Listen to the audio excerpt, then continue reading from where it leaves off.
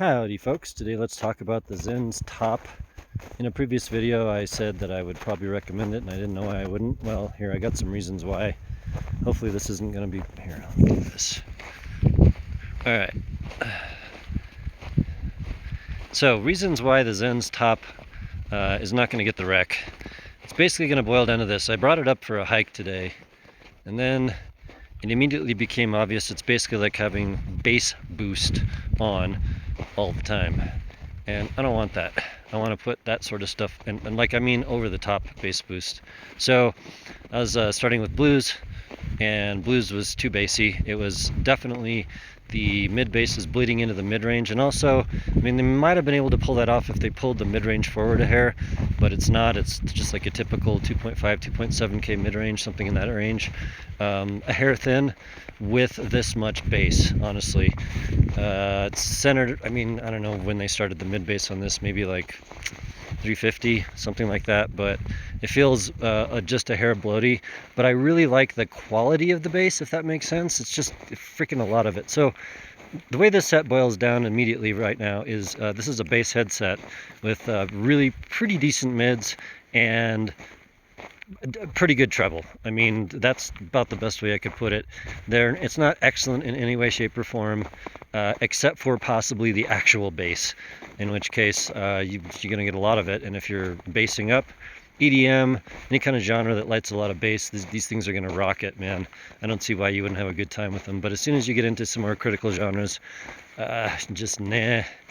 And metal was decent. I'll just say decent. I think it's because the mid-range is the ear gain area is slightly thin to me, and so guitars just had this just a hair cut out of the center of them that I didn't like.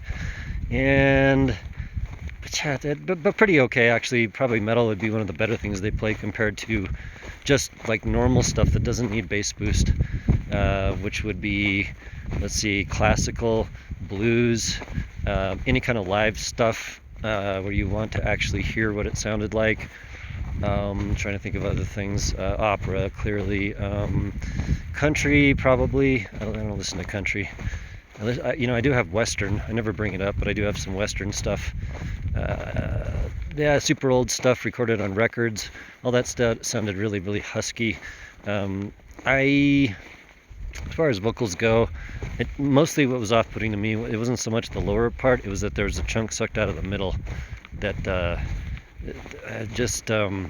okay, that is way too harsh. Not sucked out of the middle, it was just a hair on the thin side, like a little high biased. That's the best way I could put it. There's nothing sucked out of it. Actually, the mids were reasonable, but given that much bass, you got to do something different, in my opinion. And so, because of the price, which I think is about 600 bucks, I'm going to say go with the EJ07. I don't have it with me right now, but I know what the EJ sounds like, and it ain't like this. And I think that it has a little bit more X factor going on. This is a little bit, if this had an X factor, it would probably be the bass head. The bass head with, like, pretty good everything else. It's just like pretty good. So, no wreck, but cool headphone. Also, the fit and finish is really, really excellent on it. Actually, excellent fit. And I got no complaints with any of that. But just know what you're getting into. You're not buying this because you're going to listen to refined music. This is for fun times and party times. And if you don't mind a little bit of mid-masking with the bass, then we're good to go. Excellent headphone. Right on. Talk to you later.